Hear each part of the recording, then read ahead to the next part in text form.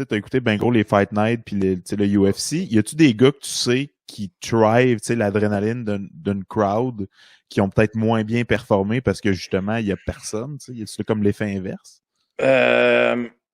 Hey, je pourrais pas te dire. Tu sais, je sais qu'un bon exemple, là, je pense que Pat Côté, lui, il performait en tabarouette, à mon souvenir, là.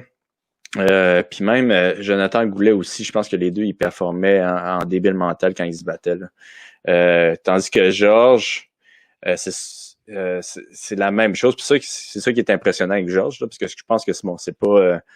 tout le monde le sait qu'à son dernier combat, son camp d'entraînement, c'est la pire chose au monde, là. Ouais.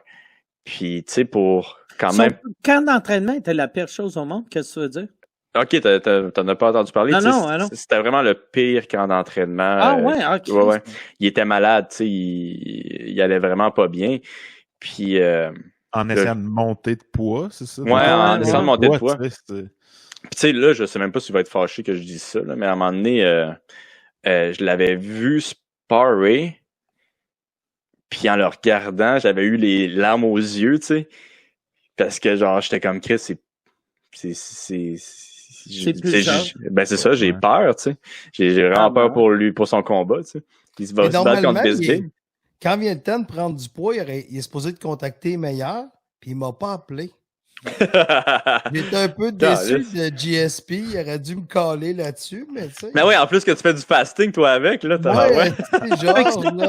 c'est quoi qui a viré vers la fin de son camp? Ça allait-tu bien ou c'est juste ça s'est mis à bien aller juste au combat? Mais tu sais, ça allait mieux.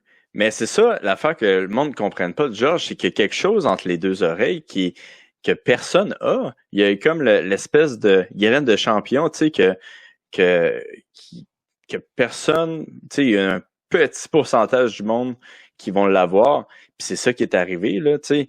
Il a performé en malade, là. C'était un de ses meilleurs combats. Ouais. Il a fini le combat puis contre un gars vraiment plus gros que lui quand il était 20 livres moins gros que Bisping, tu sais. C'est vraiment quelque chose d'impressionnant qu'il a accompli.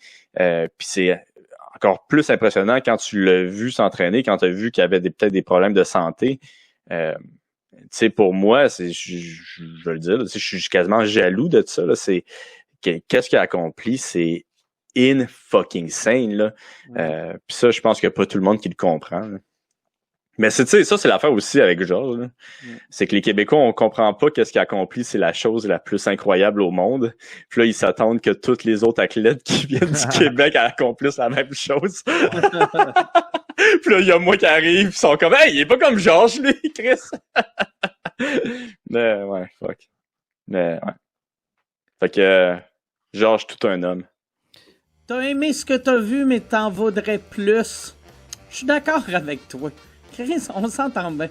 Moi pis toi, c'est pour ça que tu devrais t'abonner à mon Patreon. Patreon.com/sous-écoute, tu vas avoir les épisodes avant tout le monde. Et comme l'extrait tu viens de voir, ça c'est un épisode exclusif à mes Patreons. Fait que c'est mes Patreons, ils ont ça, ils ont un show par semaine. D'habitude, c'est les dimanches, un show par semaine, le temps que Montréal est en zone rouge. Quand on va sortir de la zone rouge, il n'y aura plus de show exclusif à Patreon, mais mes Patreons vont continuer d'avoir les épisodes avant tout le monde.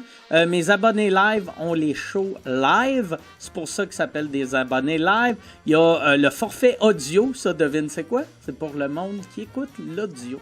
Qu'est-ce que c'est bien fait? Mon système, on dirait c'est parfait. Patreon.com/sous-écoute.